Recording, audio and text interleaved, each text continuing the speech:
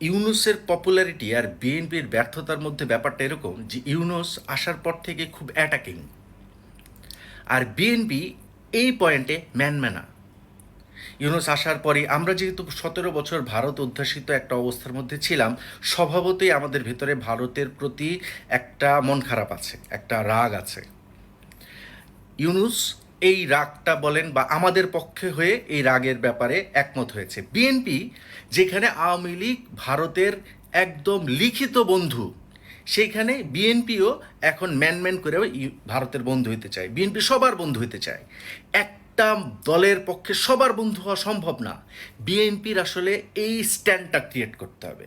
বিএনপির কোনো স্ট্যান্ড নাই। বিএনপি ভারতেরও বন্ধু হইতে চায়, বিএনপি ভদ্র আওয়ামী লীগেরও দলে নিতে চায়। এইরকম স্ট্যান্ড হলে 17 বছর বিএনপি যেমন মারা খাইছে, সামনেও খাবে। বিএনপির স্ট্যান্ড দরকার।